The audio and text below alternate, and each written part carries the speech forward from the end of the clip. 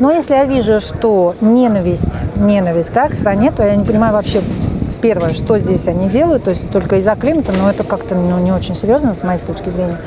И язык, они не могут, потому что у них идет антагонизм, да, они не любят эту страну. Я думаю, что здесь можно сделать одно заключение, что знание иностранного языка – это свобода. И язык знает, вот как говорят, на уровне Меркадоны. Все.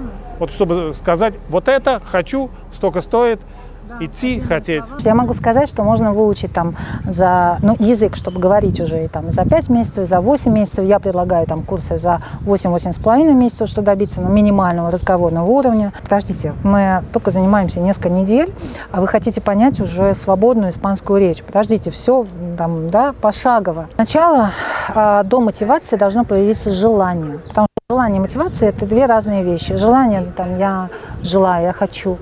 Да, я хочу поехать туда-то, я хочу вот говорить на французском, потому что мне нравится Париж, или там мне нравится Франция, да, вот шик, вот мне нравится. Вот я хочу говорить на французском, но это еще не мотивация. То есть есть желание, но у меня просто есть желание, у меня много желаний. Я думаю, у тебя много желаний, у всех много желаний. Но это желание, оно должно быть таким сильным, эта мечта должна быть настолько уже для тебя реальной, то есть я уже ставлю цель.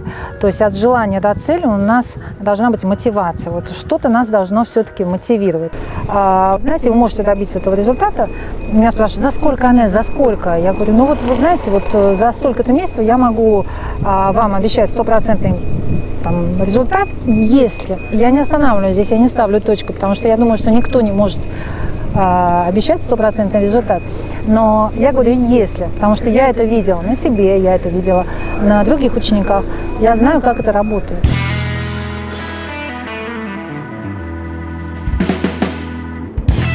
Анет, когда я разговариваю с людьми, которые вот переехали в Испанию, мигрировали в Испанию, и они хотят интегрироваться в испанское общество, и казалось бы, у них очень есть предпосылки, есть бизнес-опыт, есть финансовые какие-то возможности, но что-то у них не получается. И как-то мы забываем в разговоре с ними, о такой детали, маленькой, но совсем она не маленькая в конечном итоге, оказывается, это язык, знание языка. Потому что человек бывает большой профессионал в своем деле, очень общительный, но нет контакта с местным населением. И получается, что там меня многие просят там перевести, сходить, и когда-то я могу, когда-то не могу. Они зависят от меня, и вот я вижу по ним, что их это тяготит. Вот почему это так как-то умалчивается, эта тема среди иммигрантов для интеграции? Я думаю, что самое важное для интеграции – это язык. Это язык, и я бы сказала, еще и знание страны, знание обычаев, традиций и, прежде всего, любовь. Я думаю, это любовь к стране. Любовь к стране, если мы говорим об Испании, это любовь к испанцам. И если мы испытываем эту любовь именно вот к испанцам, к языку, к этой стране, поэтому мы приехали сюда жить, да, не только нас интересует погода, климат, пляжи, море. То есть нам действительно здесь уютно, да, и мы хорошо себя чувствуем. То есть я думаю, что это очень важно начать учить язык. Таким образом мы не будем зависеть от помощи переводчиков, не надо никому платить. Может быть, там в очень серьезных случаях. Иногда, когда мы ходим к врачу, там такая терминология, что не разобраться, да, или к юристу. Но хотя бы на разговорном базовом уровне, я думаю, что все могут это освоить, потому что я всегда говорю, нет дураков, нет тупых в изучении языков. Никогда ни у меня не было, я думаю, вообще не существует. Главное это желание.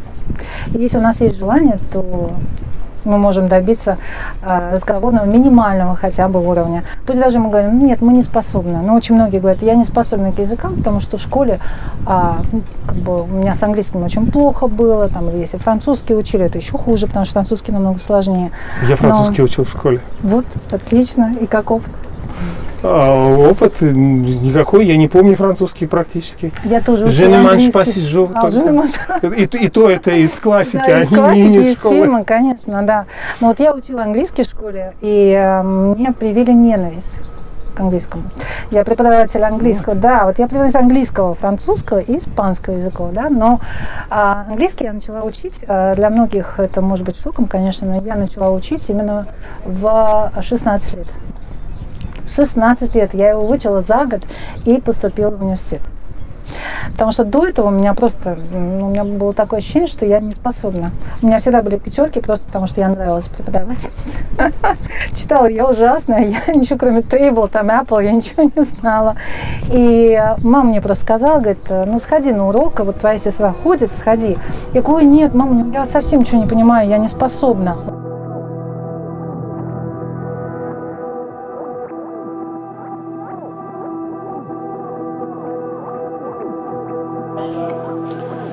Анет, вообще расскажи, пожалуйста, как ты решила приехать в Испанию, почему в Испанию и почему в Lloret-del-Mar, вообще в Каталонию? Потому что Да. как бы Каталония, с одной стороны, красивая часть Испании, Да. но как бы есть свои плюсы и минусы. Везде Вот расскажи и есть плюсы, и минусы. Да, конечно. Ну, у меня история с испанским языком такая интересная, потому что я, когда я выучила английский и французский, я думала, на этом, наверное, уже все. Да? Ну, 2 иностранных языка, это очень хорошо. Вот. И дело в том, что я всегда металась между работой преподавателем и сделать карьеру. Сделать карьеру в какой-нибудь международной компании. Вот, в Москве. И я начала работать в офисах, но всегда сочетала свою преподавательскую деятельность одновременно. И мне предложили развить испанскую косметику, дермоэстетика, на тот момент была, сейчас, кажется, она не существует. Это профессиональная косметика для салонов красоты. И это испанская косметика. Вот. И я мечтала, мне очень нравился маркетинг, и я хотела почему-то попробовать себя в этой роли бренд-менеджера. Но для этого надо было начать учить испанский язык. И я говорила своему бывшему шефу, я говорю, не, испанский, мне нравится итальянский. Итальянский очень красивый. Вот, и он Итальянцы сказал, красивые. Да. Ну, он сказал, нет, я тебе найму преподавателя. Я говорю, не хочу. В общем, я отпиралась как могла, но он нанял преподавателя. Месяц я занималась, ни к чему это не привело. Я не знаю, почему мы учили «собака лает», я понятия не имею эту фразу. И мы поехали в Мадрид. Собака лает, это что Да, такое? я не знаю, почему она меня учила Педро ладра. Я не знаю, почему мне нужна была эта фраза. Первый месяц. То есть, Но он считал, что это очень важно. Ну, наверное, да, наверное. Но это был индивидуальный преподаватель. Частные уроки. Вот, и мы поехали в Мадрид. Мое первое знакомство с Испанией – это Мадрид, это север Испании, Астуриас. И красота. я влюбилась в Испанию, я влюбилась в этот народ, в этот язык. Я сказала, здесь моя душа, здесь мой дом, и мне очень хотелось бы научиться говорить на языке этого народа. Я вот так вот высказалась. И, конечно, прошло где-то, наверное, 3 года. Я начала ездить там как туристка на Майорку, Барселону. Потом у меня работа всегда была связана с командировками в Испанию. И в итоге у меня было просто 3 месяца, чтобы наконец-то осуществить свою мечту и выучить испанский язык. И я начала сама учить, я сама себе преподаватель, я начала сама учить испанский язык дома. Вот. Ходила в институт Cervantes в Москве, каждую неделю брала фильмы, брала, на тот момент не было Ютуба, не было Инстаграма, роликов не было в интернете, то есть я брала просто видеокассеты, какие-то диски музыкальные, Хулио Иглесиас я постоянно слушала, у меня была мечта с ним познакомиться, я вот с ним познакомилась, то есть вот, да, потом на конце, то есть у меня такое вот отношение вот с испанским языком очень интересно, потому что я за 3 месяца я смогла пройти весь материал грамматический. И потом мне пришлось вот просто отрабатывать вот эту теорию, вот эту грамматику уже с носителем, с испанкой в Москве. И очень хотелось уехать в Испанию, очень. Но легальным образом у меня получалось. Либо как студентка, либо по работе, но на тот момент было очень сложно. Но есть люди способные, более способные или менее Конечно. способные? А от кого это зависит? Раскрыть способность? Я думаю, от преподавателя. Первый это и от вас самих тоже. Можно, нет, можно я сейчас вот такое небольшое отступление сделаю, потому что очень много сейчас просто лавина комментариев насчет моей такой реплики. В мое прошлое я обвинил, я не всех, может быть, это как прозвучало некрасиво, я, конечно же, не могу говорить о всех преподавателях, таких как ты, я не могу сказать, что все взяточники, может быть, это как-то прозвучало так вот, но я сказал, что от преподавателя очень много зависит, как ты говоришь, что человек, преподаватель должен любить свою работу, конечно. Быть вообще от Бога преподавателем и видеть, вот как заинтересовать этого человека. А в мои годы просто это я рассказал мой частный случай. Как у нас в школе преподаватели, им не было интересно. И им было проще вот это палочный метод, то есть встал, выучил, нет, что-то заминаешь, садись 2, завтра этих. Потому что не заинтересовывают. Нет заинтересованности. Я это сказал. И мы думаем, что мы не человек способны. Должен, это вот мы потом поговорим с тобой о вознаграждении, сколько стоит вообще, сколько должно стоить преподавание, но однозначно хорошо должно оплачиваться, потому что какой бы ни был преподаватель от Бога, он все равно, ему надо гордиться собой, да?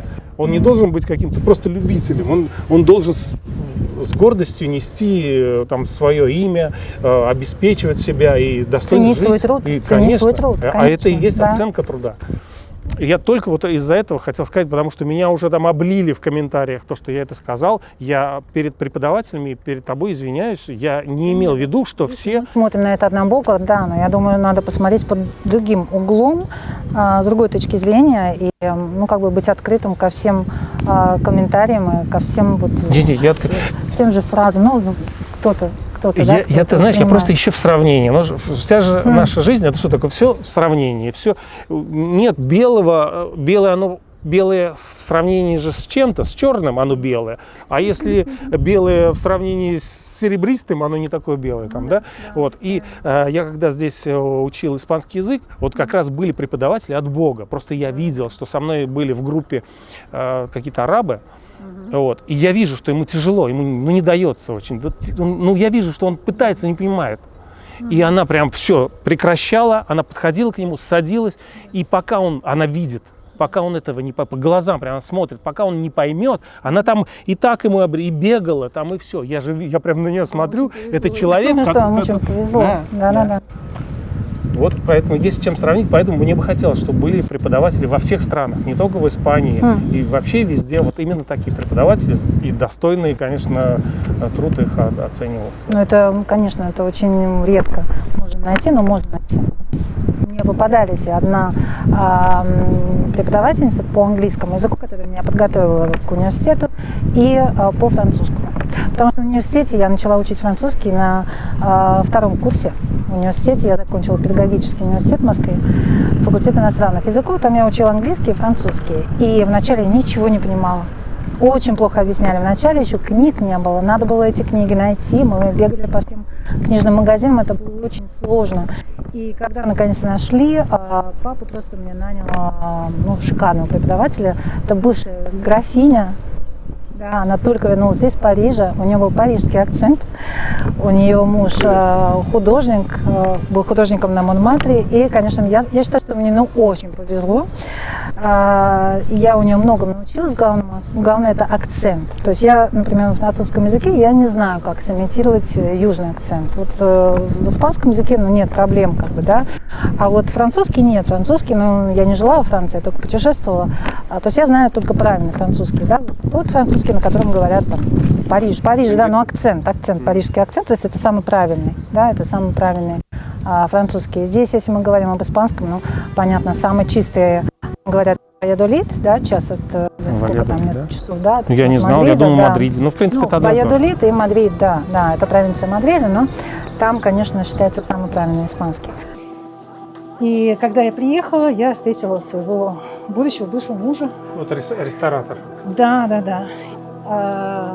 Там любовь, морковь с первого взгляда. И он мне предложил: давай, как будешь моей Ноби. Я говорю, это невозможно, потому что я живу в Москве. Но это просто нереально здесь жить как легально. Я только легально хотела. Вот, он говорит, ну я... То есть давай сразу. Ты говоришь, пойдем в это. Любишь, женись. Ну, так. Нет, я говорю, ну, он говорит, приезжай, сейчас вот сезон закончится, я освобожусь, приезжай. Я ему говорю, я не могу. Я могу максимум на месяц как турист. Вот. И он говорит, ну, мы тебе сделаем контракт, там не знаю что. Я говорю, я не знаю, я должна подумать. В общем, я через 3 месяца вернулась.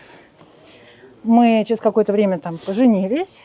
И так я попала в Испанию. То есть я когда уже забросила эту идею, я думала, ну все, легальным образом невозможно. И просто приехала отдыхать в Испанию. Потому что я каждый год 2 раза приезжала. Ага. Либо как туристка, либо по работе. Вот. И таким образом я попала в Испанию. То есть, получается, слушай, значит, за тебя решили. То есть, как бы, вот, мне всегда интересно, почему люди выбирают, например, там, какой-то город Ривьех там, или Аликанте. А ты, получается, за тебя решили. Ты как встретила, где встретила любовь, там и осталась. Ну, у меня очень интересно получилось. Я хотела уехать на Майорку, потому что мне очень нравится Майорка. Я ездила 2 года подряд. И пошла в турагентство и попросила, есть что-нибудь там через пару недель? У меня виза есть. Ну, я не знаю, там на Майорку, в тот же отель. Мне сказали, в отеле есть место, но на самолет нету. Вот есть Барселона. Я говорю, нет, я там уже была, я была в Юрете. Ну, есть Тосу, давай вот поедешь. Тосу очень красивый городок. И действительно, я в Тосе не была. Вот, и гуляя как-то по замку, вот мой будущий бывший муж как бы меня приветствует. Так звучит странно. Да, наш уже бывший. На тот момент он будущий, он сейчас уже бывший. И он меня приветствует, говорит, where are you from? Да, типичный вопрос. Я не реагирую, думаю, какой писал, какой назойливый, мне вообще это все не надо. Вот. И он меня начинает преследовать очень настойчиво, давай завтра встретимся. Думаю, пойду попрактикую испанский. Но мне как-то не очень понравился. Вот. И когда я его встретила 2-й раз, я поняла, что все, вот это оно, он должен быть рядом со мной. Я действительно там влюбилась и подумала, все.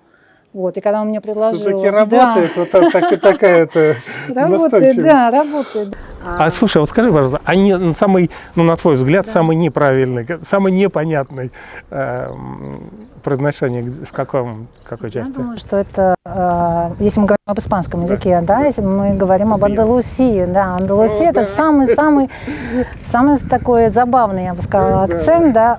Очень немногие его понимают, особенно если иностранцы. Даже сами испанцы говорят, я ничего не понял, что они сказали. Да, это надо привыкнуть. Я занимался спортом с одним парнем, и вот он откуда-то там из Малаги, под Малагой, вот он родился. И я, прожив много лет, и вообще на тренировке я всех там понимал, но его я понимал половину, вот ровно 50%. Он мне что-то говорит, и кто-то, если еще присутствует, он мне все сказал, я поворачиваюсь на того человека, и тот мне что-нибудь...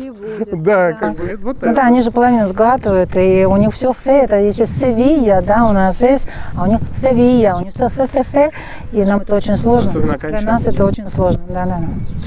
Анет, как ты думаешь, вообще, вот приехал человек, вот конкретно приехал человек из своей страны, и вот... Меня так спрашивали, за сколько я могу выучить язык? Вот ты можешь какое-то время сказать, какое вот, среднее время можно выучить, а потом скажешь, за сколько ты выучила? Ну, здесь однозначно нельзя ответить, потому что здесь очень много «если». Да? Я начну с этих «если». Потому что я могу сказать, что можно выучить там язык, чтобы говорить уже и там, за 5 месяцев, за 8 месяцев. Я предлагаю там курсы за 8-8,5 месяцев, чтобы добиться минимального разговорного уровня, где мы проходим там уже 3 прошедших времени и минимально, да, там будущее время, настоящее продолжительное время. Все это 8-8,5 месяцев с таким спокойным ритмом, да, 2 раза в неделю. Но есть же интенсивы, мы сами себе можем устроить этот интенсив. Все зависит от нас. Зависит от преподавателя, от его курса, от его материалов. Если авторский материал, это тоже большой вопрос. Не у тебя авторский? У меня авторский материал. Да, кстати, надо обязательно сказать, что, дорогие зрители, если вы хотите познакомиться поближе с Аннет и узнать об ее авторском курсе, под видео будет ссылка на ее ресурсы, где можете пообщаться. Да, конечно. Правильно? Конечно. Да, если мы говорим о наличии авторских материалов, аудиоматериалов того же преподавателя на начальном этапе, это очень важно, тогда мы можем говорить о вот этих 6-8 месяцев. 6-8 месяцев, я думаю, это не так много с нуля. чтобы начать уметь говорить на испанском языке, начать говорить на этом языке и общаться с испанцами. Конечно, мы всего можем не понять, но хотя бы на 60-70% мы можем этого добиться. Но если, это очень много, здесь очень много если ученик сделает очень огромные усилия. Вот мы говорим о 6-8 месяцах, потому что на многих курсах предлагают там А1 1 год, А2 2 год, но это Б1, там еще следующий год. Так можно всю жизнь потратить на изучение языка, жизнь идет, и нам нужно решать наши вопросы. На самом деле, я не жалею ни о чем. Я когда уезжала из Москвы, я всегда говорила маме, несколько раз я повторяла, говорю, не беспокойся, у меня всегда есть дорога назад. Я всегда могу вернуться. Но когда я уже забеременела, все, не было нужды возвращаться, потому что я была счастлива. Но тут я была счастлива. Все было отлично. Ты знаешь, я тебе хочу сказать про изучение языка. Вот у меня знакомые, и я прям вижу, они мне задают вопрос, например, говорят фразу. Говорит, вот это правильно так сказать? А я вижу, что они думают по-русски и просто эти слова перевели на испанский. Ну просто Google такой переводчик. Я говорю, ребята, вот о чем? Да. Я говорю, вот об этом я и говорю. Ребята, надо больше общаться именно с носителями, с испанцами и видеть в этой ситуации, что они говорят, как они реагируют и какие слова, какие фразы говорят. А то, что ты с русского перевела на испанский, это не значит, что ты владеешь испанским. Это вот как Google такой. Вот поэтому надо постоянно аудированием заниматься. Надо постоянно слушать испанцев и фильмы смотреть. Если мы не понимаем, хотя бы 5%. Вот я так начинала. Я брала фильм, я смотрела, я занималась по 4 часа в день, сама себе была преподаватель. И грамматикой, вокабуляром. И я смотрела фильм, я, может быть, тем более Хавьера Бардема очень сложно понять. Я, может, понимала только 5% первый месяц. Я сдавала это в институт Сервантес, в библиотеку. Через месяц возвращалась и брала тот же фильм и смотрела, насколько я продвинулась. То есть я это делала, я фильмы многие знаю уже наизусть, что они сейчас скажут. Да? Альмодовара фильмы я все пересмотрела, все классические фильмы. То есть я знаю настолько всех актеров, режиссеров, потому что я постоянно занималась этим аудированием, да, вот это очень важно. А вот говоря про фильмы, вот почему, когда я иду в кинотеатр, если это фильм американский, например, переведенный на испанский, перфекто, я все понимаю отлично. Как только это испанский фильм, я прям напрягаюсь в некоторых случаях. Потому что дубляж это одно, а живая речь. Именно испанские, вот эти фразы какие-то там, я не знаю, фольклорные или как они называются. Ну да, слишком разговорные. Я напрягаюсь. А вот эти американские переведенные вообще легко, прям лежу и все отлично все понимаю. Ну да, так бывает со многими, да. А книжки надо читать? У меня товарищ, друг, который нас сейчас снимает, он читает испанские книги. Очень хорошо. Адаптированные или в оригинале? Какие ты читаешь? Честно говоря, я читаю мировую литературу, но на испанском языке. Не адаптированную? В оригинале? Англоизычных больше авторов, конечно. Понятно. Да, не адаптированную. Подожди, а ты это про какой-то читал? Какие-то Толкин или как-то? Толкин переведенный на английский. Я прочитал 5 книг Гарри Поттера на испанском. На испанском. Я никогда их не читал ни на русском, ни на английском. Я первую только на английском читал. Тогда усложняется. Если мы не читали на русском, тогда усложняется. Да. В целом начинается потом фантастика, потом уже классика. И я еще не дошел до этого уровня, читать испанских авторов, которые пишут по-испански. Да. Сервантеса, например, да, Дон Кихот. Ты знаешь, мне нравится покупать книги на барахолках испанские, читать именно, чтобы она такая потрепанная была. Потрепанная, да. Я помню, знаешь, какую первую мою книгу, даже я ее не купил, мне ее подарили. Называется, испанская, прям я так горжусь, я испанскую книгу прочитал много лет назад, «Туарек». Да, это такая достаточно известная, она достаточно легко написана. Да. И она про Туарега, там в Африке, который у него приключения. И было прям интересно. Это хорошо, это, конечно, развивает речь, но мы должны быть готовы к этому. То есть, как в твоем случае, да, ты уже готов, ты прошел курсы, занимался с преподавателем, ты уже здесь живешь и слышишь живую речь. То есть намного легче читать, чем если бы мы учили год только с преподавателем. Это разные вещи. То есть если мы учим год с преподавателем, и мы учим и погружаемся в эту испанскую среду, да, тогда, конечно, намного легче читать. Но и то, я думаю, там будут какие-то слова, которые нам не знакомы, это чисто литературные, которые не употребляются в речи, да. И да и без них тоже, я думаю, можно обойтись, поняв смысл, да. То есть, если мы понимаем смысл, ну, как бы каждое слово невозможно переводить на странице, там, я не знаю, там 5-6 слов, но это неинтересно читать. Я думаю, что можно в сжатые сроки выучить. У меня есть случаи, в сжатые сроки мои ученики учили, а есть те, которые, ну, тянут лямку, так скажем. Ну, мне этот процесс не очень интересен, я хочу видеть результат. Да. Вот ты говоришь, сколько, значит, месяцев, да, ты сказала, про месяцы. Да. Я когда занимался восточными единоборствами, мой учитель говорил, что чтобы дойти до какого-то уровня, это не измеряется годами, это измеряется часами. Вот как ты думаешь, это можно отнести к языку также? Потому что можно изучать раз в неделю, и это пройдет 6 месяцев. Конечно. 6 месяцев это... Или ты имеешь в виду 6 месяцев каждодневного? Интенсивно. С преподавателем 3. Вот здесь очень важно разделить. С преподавателем это 3 раза в неделю или 4, предположим. Ну сколько это? 1 час. То есть получается 3-4 часа в неделю, но это мало. Мы сами должны работать дома. Мы сами, самостоятельная работа, она необходима. Очень многие не любят домашние задания. Мне говорят, ну, пожалуйста, без домашнего задания. Я говорю, хорошо.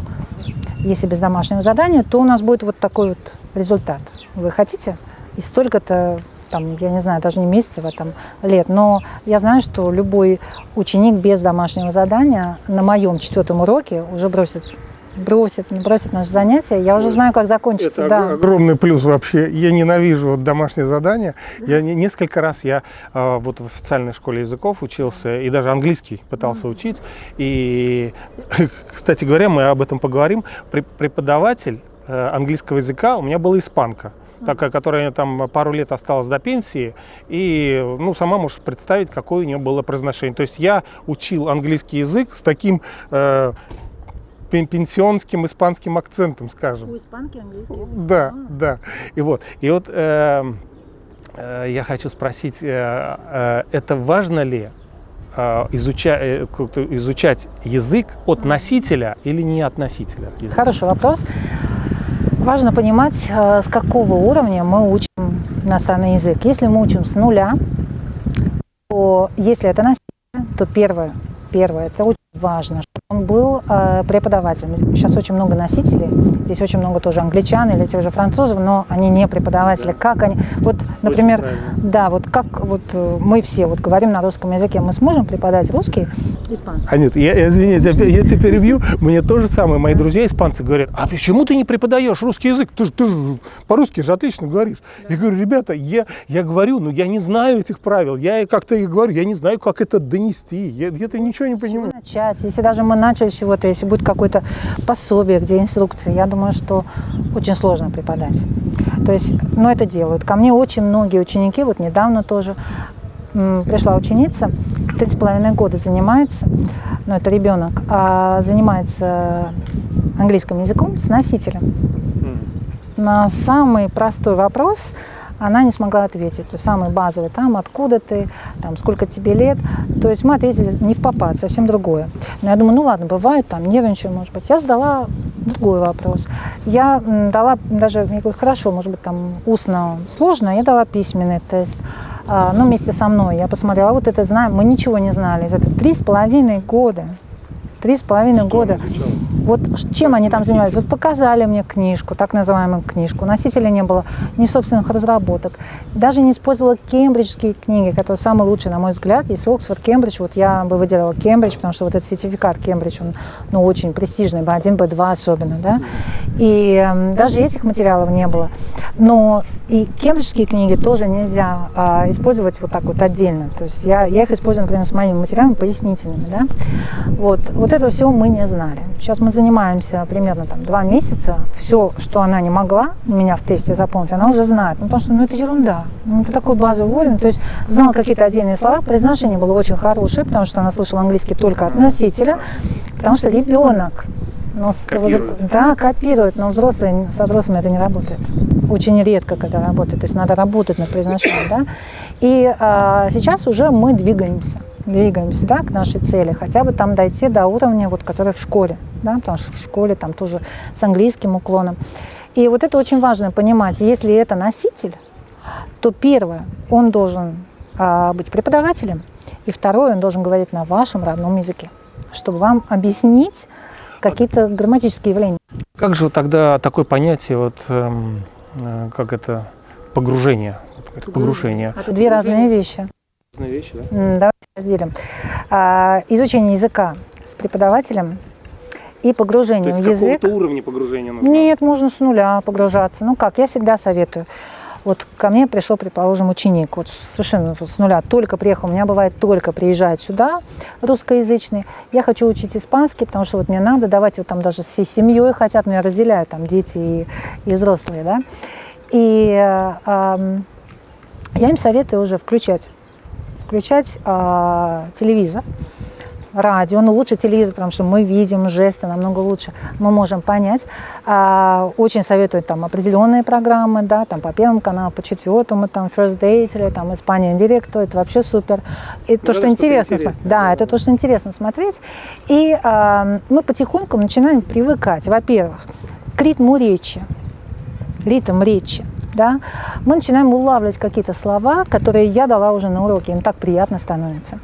Если человек не ходит по ресторанам, кафетериям, то, конечно, мы сидим вот в ресторане, в кафетерии, мы слышим испанскую речь. Мы ходим на пляж, мы слышим испанскую речь, да, мы должны еще слышать, да. Но включая вот телевизор или на том же Ютубе, мы можем устроить такое искусственное погружение, я бы сказала, потому что я когда вот уже жила в Москве, учила языки, да, я себе устраивала искусственное погружение. Погружение в язык, это называется, ну, это не только учить с преподавателем, носителем, да, это все время. Да, это слышать. Мы начинаем слушать песни на этом языке.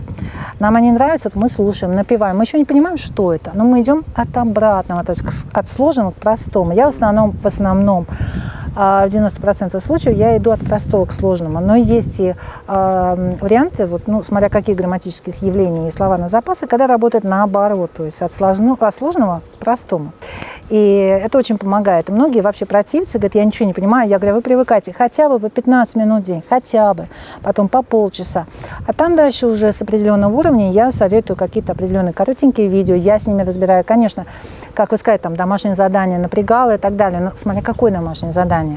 То есть если объяснить, как его сделать, если помочь, да, ученику, если ему еще добавить там аудио, я, например, всегда это сопровождаю аудио. Некоторые преподаватели используют этот метод и сами начитывают, да, и если мы используем аудио, то это, ну, облегчает намного. Вот вы едете в машине, вы слушаете. Да, вы там моете посуду, вы слушаете, вы убираетесь, вы слушаете. Просто радио слушаешь, не то, что какой-то урок. Можно радио, но да, нет, ну я, Потому например, что я пытался урок слушать, я чуть в аварию не попал. То есть мое внимание, оно как-то уходит, и я... потому что надо уметь заниматься аудированием, я думаю, потому что это называется аудирование, когда мы слушаем иностранную речь, да, и пытаемся ее понять. То есть это аудирование. Сначала надо слушать с материала. Вот у нас материал. Очень важно понять, что наш мозг, да, он выстраивает какие-то ассоциативные ряды. То есть мы то, что видим, мы внимаем, значит, вот этим органом чувств, да, а потом уже слуховым, то есть одновременно. Мы видим, и я там начитываю, да, я это произношу. Я оставляю интервал, и мы произносим, как в любом курсе, да, либо ставим на паузу. И мы произносим, повторяем. Дальше. Сначала мы поработали таким образом, с целым текстом, там, с отдельными фразами, с новым вокабуляром, грамматическими явлениями. И когда мы уже так поработали, вот, пожалуйста, там, едете за рулем, вы уже не отвлекайте, потому что вам уже это знакомо. Вы уже это просто слушаете, внимаете. Ну да, я это знаю. Но всегда я говорю, первый день всегда тренируйтесь с материалом. Обязательно визуально и включите слуховой аппарат.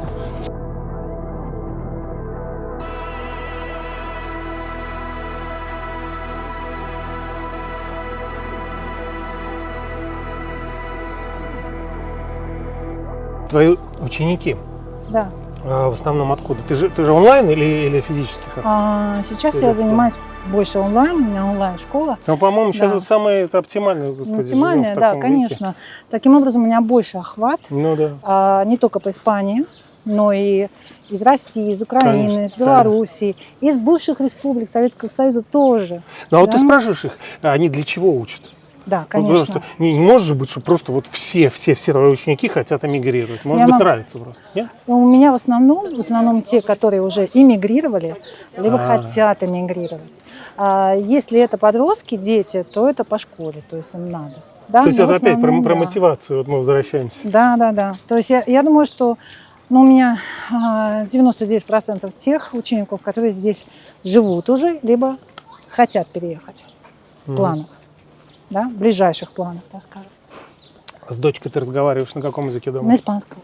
А русский она знает?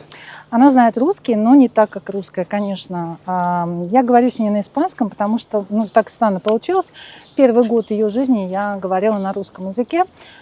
Муж говорил на испанском. И когда приехала мама помогать нам, у нас так принято, да, вот летний сезон, то есть те, кто работает в основном, а большой муж он работал в ресторане, то есть он целыми днями работал и не видел ребенка так часто. И я как-то спрашиваю свою дочь, на испанском что-то, посмотреть, как она отреагирует. Ага. Вообще не реагирует. Когда ты Годик спрашивала ей на русском? Да, не, на испанском. Нет. Я с ней говорила на русском первый Ага. год, да. И она не реагирует. Я поняла, что все, труба. Надо, чтобы она говорила на испанском. Он мог уже говорить там на каталонском, да, потому что у нас и испанский, и каталонский в Каталонии. И мама уже только на русском. То есть бабушка с ней говорила на русском. Вот. Она считает своим родным языком первый это испанский. Ну, это логично, понятно. Да, и я просто хотела, чтобы у нее был правильный испанский, без акцента каталонского, так и есть, да. Каталонский она и так учится на каталонском, и с ней папа говорит. А русский, да, это правда, что у нее не такой хороший русский язык. Смотреть фильм она смотрит, понимает, говорит, у нее есть русские друзья русскоязычные, но не так. Она Достоевского точно не будет читать на русском. Ты знаешь, вот я тебе такой немножко комичный расскажу случай. Я перед тем, как приехать в Испанию, я как мог подготовился. Я ходил на курсы там, в университет. И трехмесячные курсы я прошел. И после этих курсов я еще брал частные уроки с преподавателем. И я тебе клянусь, я видел сны на испанском языке. Да, это Мне казалось, что это испанский. Я на этом испанском я разговаривал во сне. Но когда я приехал в Испанию, я включил телевизор, я пошел в Красном Кресте, это тоже вот эти были языки, и тоже ровно как преподавательница наша, вот эта от Бога, она как и ты, она говорит, смотрите телевизор, слушайте. Я честно включал телевизор. Абракадабра, я даже не то, что не понимал, о чем речь, я не понимал, где фраза заканчивается, просто она одна большая колбаса такая. Я даже не могу, не то, что вот не мог отделить. Что вы включали? И потом, сколько вы за 3 месяца, что именно вы там прошли? Потому что у меня бывают такие случаи, прошло 7-8 занятий, Анет, я ничего не понимаю. Мне говорят, я ничего не понимаю. Я говорю, aprendo español, hablo un poco. И то, что они мне говорят, я не понимаю. Как сказать помедленнее? Они все меня спрашивают, как сказать помедленнее? Ну, хорошо. Но я говорю, подождите, мы только занимаемся несколько недель, а вы хотите понять уже свободную испанскую речь. Подождите, все там, да, пошагово, да, поко-поко, да. И мы должны это тоже понимать. То есть телевизор мы включаем, и там говорят быстро. Мы включаем там фильмы, тоже говорят, для нас, нам кажется, что они говорят быстро. Но просто потому, что мы еще не знаем всей грамматики, мы еще не знаем всех слов, мы еще не привыкли к их ритму речи, потому что к ритму речи очень важно привыкнуть. С испанским языком как все просто, да, кажется, что произношение простое, да, но там надо пройти несколько там нюансов и все. Но на самом деле нужно просто услышать, как они говорят, как они привыкли говорить, куда они ставят ударение, их ритм речи, вот именно ритм. Мы уловили, все. Да, то есть надо как бы поднатаскаться немного в этом плане, тогда все станет на свои места. И, конечно, практика, и надо слушать. Ты сказал про грамматику. Вот есть такое мнение у некоторых людей, что вообще грамматика не так уж она и нужна. Как ты считаешь? Я очень даже могу поспорить, потому что сразу могу обезоружить этого человека. Давайте попробуем. Мы знаем, предположим, 20 слов. 20, 30, 50, 100, не меньше, хоть 1000 отдельных слов. Существительное, прилагательное, да? Давайте попробуем его связать. еще проспрягать глагола. А некоторые в день учат отдельно, 30 отдельных слов. Я говорю, ребята, как вы их будете использовать-то по словам? В контексте всегда. Я даже вот, как я советую, спрягать глаголы. Но это скучно спрягать просто. Аблю, абля, сабля, аблямус. Ну хорошо, наедине, но ты можешь проспрягать это. Нет, надо, например, аблю кастельяно. Многие говорят испаньоль, давайте кастельяно, все-таки мы в Испании, да, аблю кастельяно, hablas castellano, habla castellano, hablamos castellano, или hablo con mi madre, hablo con mi amiga. И все это сколько лиц? 6. Первый, второй, третий, то есть 3 лица и 6 мы, я, ты, он, она, и потом единственное множественное число. Мы 6 раз мы повторим вот эту фразу, вот это словосочетание, но не может быть, что вы не запомнили этого. Представляете, вы говорите, например, «Hago deporte cada día». Вы сказали, я занимаюсь спортом каждый день. Ну скажите это во всех лицах. «Hago deporte cada día», «Haces deporte cada día», «Hace deporte» и так далее. Но невозможно, что вы не запомнили. То есть, когда мы учим в контексте, вот тогда да. Но говоря о грамматике, то есть мы не сможем связать хоть 1000 слов, мы их не сможем связать, потому что мы не знаем предлогов, мы не знаем глаголов, мы не знаем, как их спрягать, а испанский это не английский, потому что в английском языке все намного легче. Там в третьем лице мы поставили «s», он, она, и все. На этом спряжение закончилось в настоящем времени. А испанский как русский, то есть там окончания меняются, и надо просто запоминать, и запоминать в контексте, это очень важно. Ты говорила, что вот человек, и я с тобой прям в этом согласен, когда смотрит и видит, как написано, вот он запоминает. Но мне объясняли, что есть несколько типов людей. Есть визуалы, а есть, как-то по-другому это называется. То есть вот я визуал, я точно знаю, потому что если мне скажут какое-то слово, и я не знаю, как оно написано, оно просто у меня не задержится, я не могу его запомнить. Поэтому для меня испанский, ну, относительно легкий, потому что как написано, так и, значит, читается и все.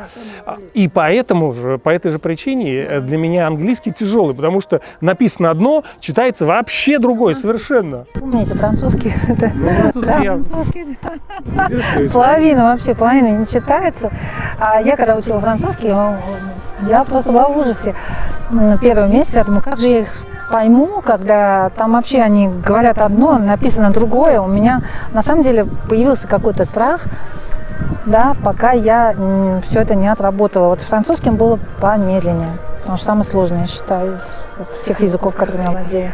Как ты думаешь, вообще вот способен человек, вот таких людей я очень много знаю, которые очень хорошо знают, например, испанский язык, да, и также могут говорить на русском, но достаточно бедный русский. Да. Либо наоборот. Либо наоборот. Да. Но вот возможно ли знать оба языка вот богато, оба глубоко?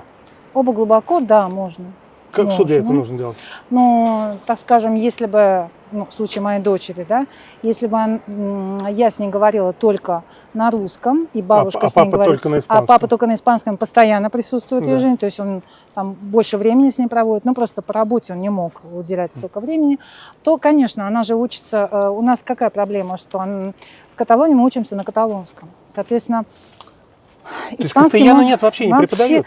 Нет, у них там пару часов в неделю. То есть, получается, она попадет в другую часть Испании и только на каталонском? Она сможет, да, потому что мы смотрим фильмы в основном это на испанском, то есть на русском мы смотрим, но не так часто, обычно под Новый год, когда у нее есть время, я включаю, конечно, русскоязычные фильмы, вот, так она смотрит на испанском, общаются они с друзьями на испанском языке. Ну, это понятно. Но учатся они на каталонском, конечно. У нас сложность, потому что добавляется еще вот этот вот второй официальный язык, это каталонский. Да, вот поэтому сложность. Так бы, может быть, я и отпустила и только говорила бы по-русски, да, а там испанский как бы и все. Но у нас сложность в том, что 3 языка с детства, и это очень сложно. Основном, да. Потому что вот я говорю, у меня друг в Германии живет, и у него ребенок, который там родился. Да. И дома папа с ним всегда говорит на русском, чтобы он не забывал. Конечно. Я считаю, правильно. Я вообще не понимаю людей, которые вот есть такие мамочки в Испании, которые гордятся. Мой ребенок даже не знает русского. Чему гордишься? Русский надо знать, просто конечно. Это один язык, один из очень употребляемых в мире языков. Да, и просто его просто забыть. Как бы нет, тебе это очень жаль. Подарено. Все. Так вот, я просто хочу про друга закончить. Да. У него друзья в Германии, но это опять особенность Германии, потому что у этого сына он общается на немецком, но все друзья это ребята, дети иммигрантов. С немцами они не дружат почему-то. Знаешь, вот так вот. Но разговаривают между собой на немецком, а дома на русском. Дома на русском. Но это тоже, если он говорит дома на русском, а с друзьями на немецком, то есть у него в данном случае будут два языка, которые почти на том же уровне. Почему? Вот вообще надо понимать. Но улица перевесит, мне кажется. Улица да, и школа. Вот о чем я хочу сказать, что если ребенок проводит около 7-8 часов в школе, какой у него язык будет лучше? Естественно. Да. Конечно. Он думает уже на испанском. Но это же, мне кажется, взрыв мозга будет на двух языках. Взрыв мозга, да. У нас тем более на 3 языках, например, там вообще какая-то мешанина какая-то, каша. И что получается? Что если ребенок из русскоязычной семьи ходит в местную школу, он будет и испанский знать, и русский. Но русский никогда не будет знать так, как русский мальчик или девочка, который жил в России, ходил в русскоязычную школу. Это надо понимать. И читал книги, учебники, все Пусть на даже этом ходит языке. на курсы русского языка, как многие, там 2-3 часа в неделю, но это не одно и то же. У меня, например, ребенок, вот моя дочка, она очень хочет знать русский хорошо и говорить без ошибок. И она это поняла недавно. И она говорит: мама, я вот летом хочу заняться. Я говорю: хорошо. Вот, точно. Видишь, она хочет, да, она сейчас родилась. Да, она говорит, она понимает, что ей не хватает некоторых слов, что она говорит с ошибками, но все поправимо, все это можно исправить, я думаю. Ты знаешь, я еще помню, что преподавательница говорила, и эту ошибку я очень часто слышу от русскоговорящих, когда они говорят по-испански. И они, конечно, когда узнают, что я русский, они начинают стесняться. И не надо стесняться, вот честно. Надо, вот как ты знаешь, лепи, просто не надо спешить. Но русскоязычные люди, они часто путают, значит, они хотят показать, что они хорошо знают испанский, и они вот это тараторить начинают. Съедать окончание, все быстро, и вот этим показывают, что да, я хорошо знаю язык. Не надо, этого не надо. И моя преподавательница говорила, надо четко произносить окончания, тем более они очень важны вообще для понятия того, чего ты хочешь сказать. Да, это очень важно, потому что очень много казусных ситуаций, когда мы произносим, там, у меня лично был случай, я уже говорила отлично на испанском языке, но что называется, все практика, да. И моя первая работа здесь, я работала еще и в туризме, я подрабатывала, да, в отелях, так скажем, когда вот сезон начинается, и таким образом я поддерживала все свои языки, на таком, я бы сказала, очень хорошем уровне, потому что французский именно я стала практиковать больше здесь, чем в Москве. В Москве у меня очень мало было практики, а здесь, я только говорила на французском, да, помимо испанского. У нас здесь туризм очень хорошо развит. Вот я хочу, опять же, ссылаясь на свой личный опыт, я жил несколько лет, не то что жил, я встречался с испанкой. И, кстати говоря, очень хороший способ выучить язык. Да, я думаю, это отличный способ. Ну и работал. Я тоже и работал с испанцами, и вообще я тренировался, тоже этим у меня друзья были, есть они испанцы. Вот. Я хотел тебя спросить про мотивацию. Вот, то есть мне очень, конечно, хотелось понимать мою девушку, и ей хотелось понимать меня, но я хотел, чтобы у нас диалог строился все-таки на испанском языке, да, не преподавать ей русский, чтобы общаться на нем, я хотел, и она мне объясняла многие вещи, я ее копировал и так далее. Мне повезло, что все-таки эта девушка была такая говорунья, мягко говоря, как и многие девушки-испанки. И поэтому мне не нужно было из нее вытаскивать. Она прямо лила. Это было такое радио, телепередача. И это была моя мотивация. Как замотивировать человека? Да, это, конечно, хорошая мотивация в твоем случае. Я думаю, что сначала до мотивации должно появиться желание. Потому что желание и мотивация – это две разные вещи. Желание, я желаю, я хочу. Да, я хочу поехать туда-то, я хочу говорить на французском, потому что мне нравится Париж, или мне нравится Франция, да, шик, мне нравится. Я хочу говорить на французском, но это еще не мотивация. То есть есть желание, но у меня просто есть желание, у меня много желаний. Я думаю, у тебя много желаний, у всех много желаний. Но это желание, оно должно быть таким сильным, эта мечта должна быть настолько уже для тебя реальной, то есть я уже ставлю цель.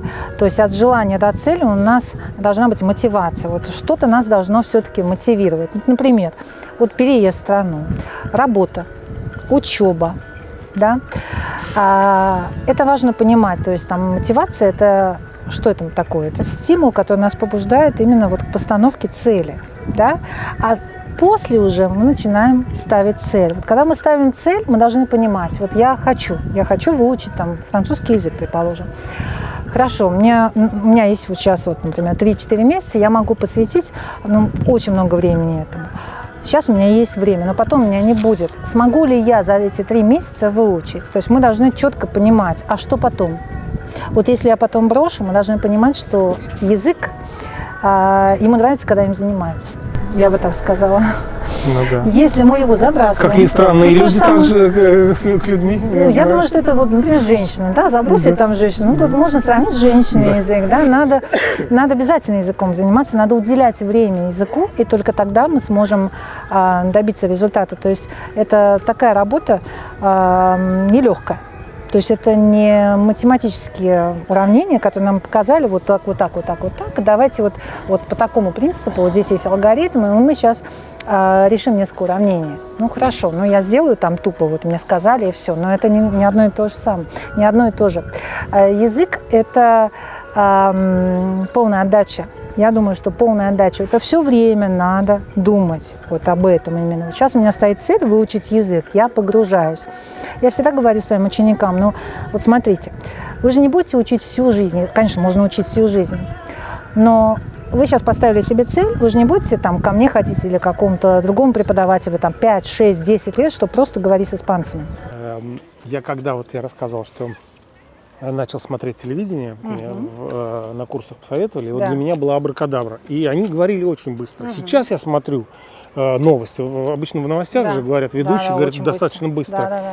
И мне нормально, я все понимаю, и когда ты понимаешь, тебе не кажется, что это быстро. А почему ты понимаешь? Я думаю, потому что у тебя есть практика.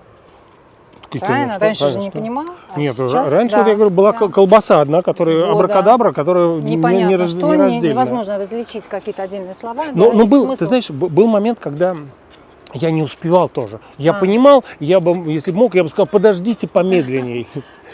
И если бы они говорили помедленнее, то вот. А сейчас вот некоторые мои знакомые говорят, что там по радио, да, но обычно ведущие, они не рассусоливают, они говорят четко, но быстро. Вот. Я, кстати, знаешь, вспомнил такой случай, это психология, наверное, все-таки. Когда я начинал в Испании учить язык, испанцы мне говорили, он мне говорит, и я смотрю на него внимательно, я слушаю, пытаюсь понять, и он мне говорит громче.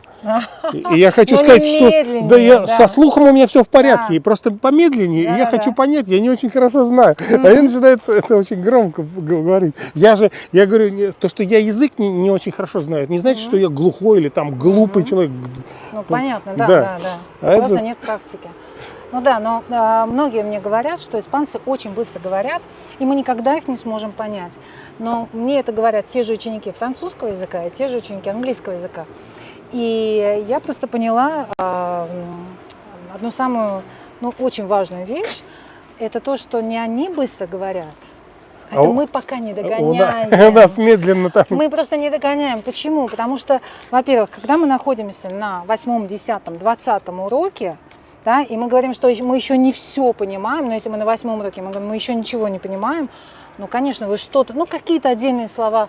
А почему? Потому что, во-первых, нет практики, во-вторых, мы еще не все знаем, и поэтому мы не можем понять эту речь.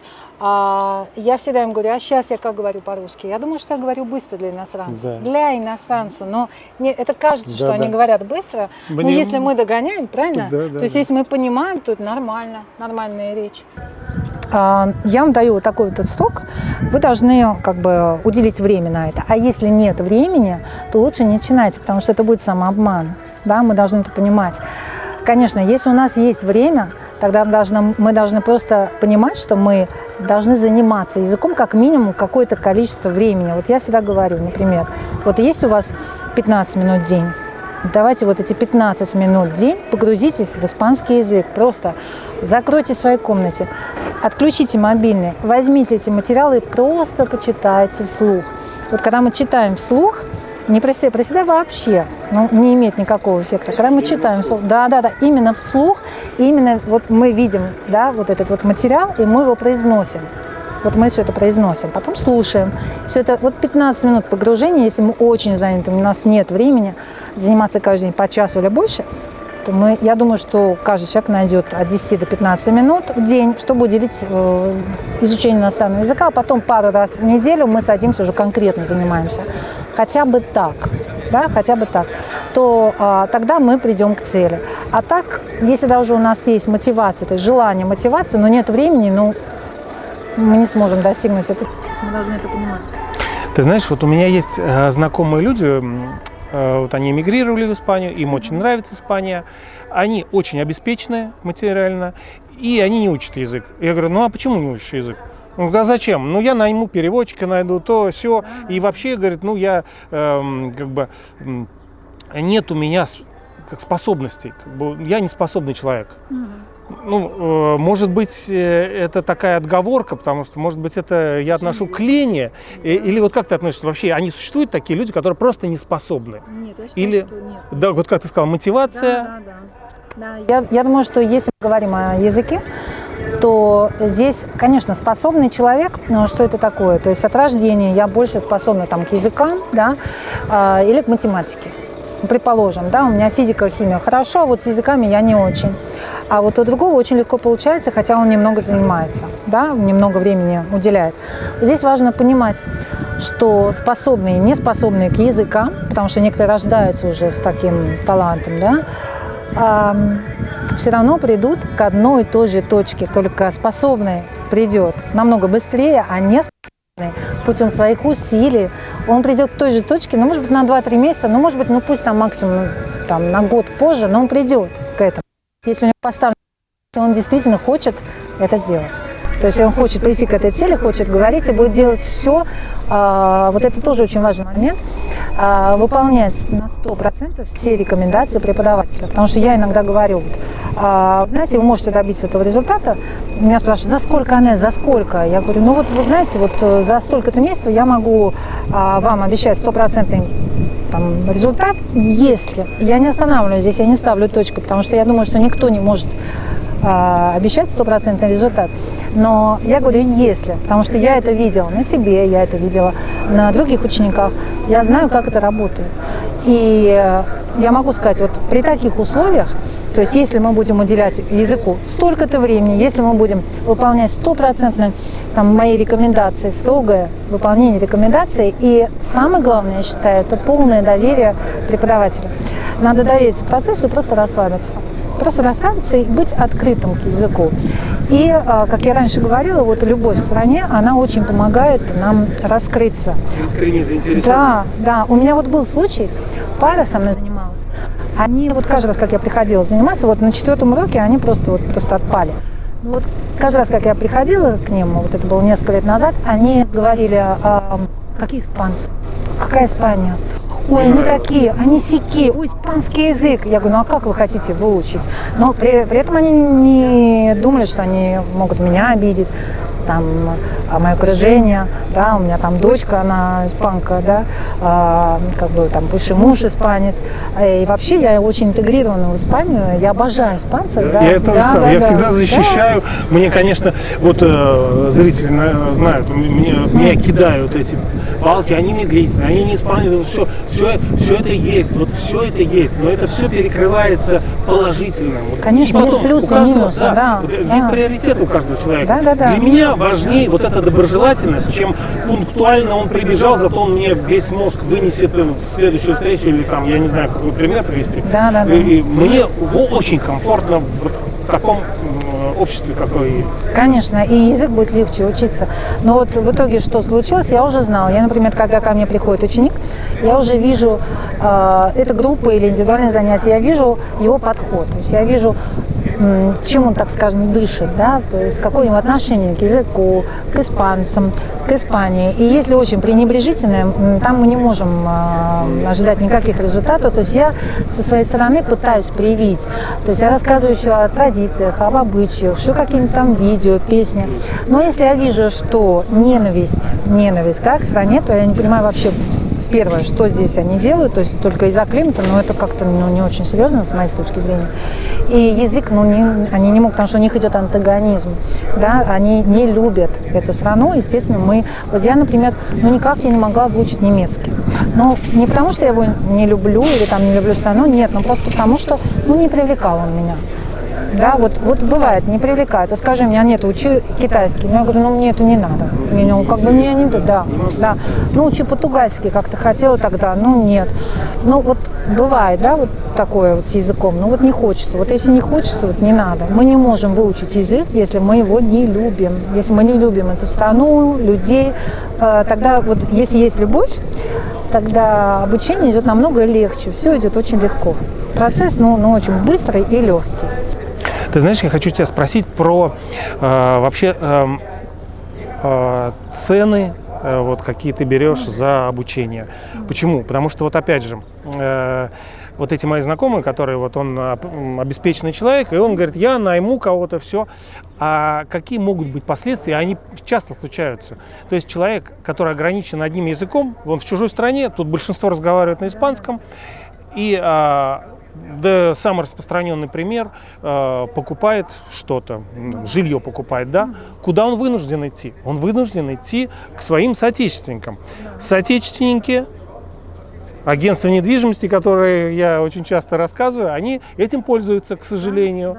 И они предлагают другие цены. А когда у вас знание языка этой страны, у вас сразу большой выбор. Вы можете тем же соотечественникам пойти, но вы можете пойти и к испанцам, которых большинство агентств, да, или там, я не знаю, пусть не недвижимость, пусть любую услугу, которая к зубному врачу. Я знаю людей русскоязычных, которые вынуждены идти только к дантисту русскоязычному. Представляете, какой узкий выбор у вас профессионалов? Не только это, парикмахер. Парикмахеров.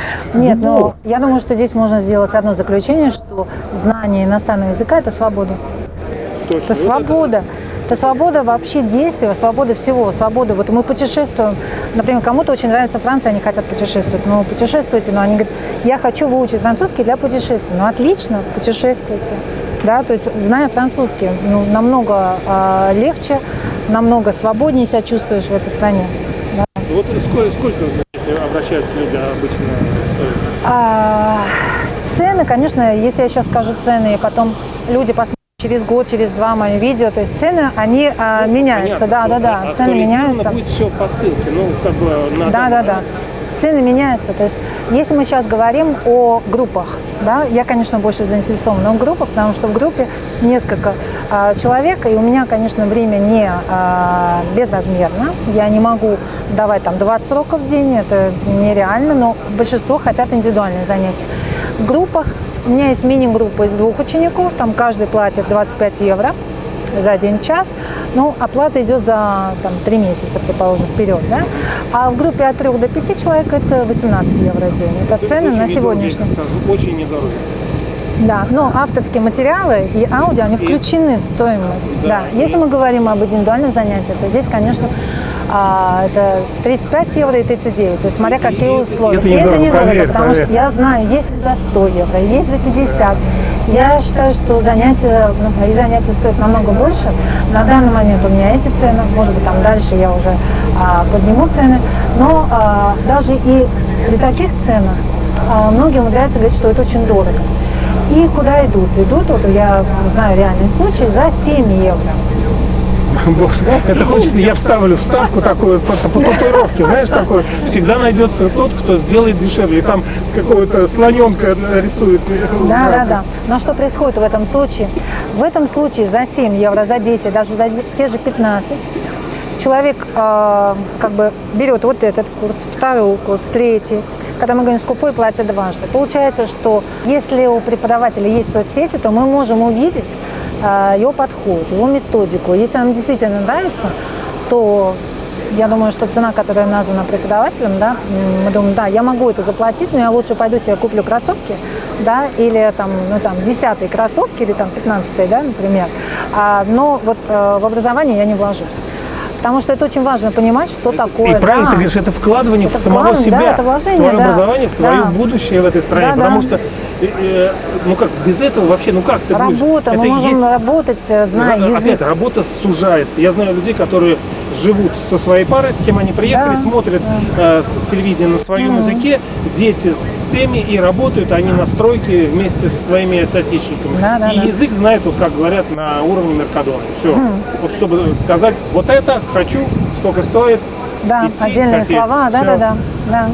У меня есть ученики даже, которые здесь живут 10 лет, и вот так вот говорят, и приходят ко мне, говорят, мне уже надоело, я хочу знать язык, наконец-то. Потому что они просто варятся в своей каше, так скажем, да, только общаются с русскоязычными, ходят в русский магазин покупать, да, и там, конечно, и отмечают также, но я ничего не имею против, но когда мы живем в этой стране, мы все-таки, я считаю, должны интегрироваться.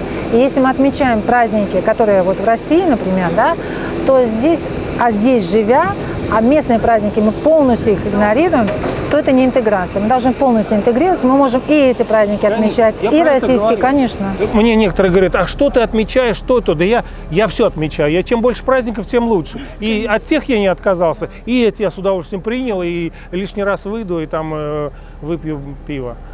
И будет у меня праздничное настроение. Да. Анет, большое тебе спасибо за разговор. Спасибо с вами, тебе. за сегодняшнюю встречу. Спасибо.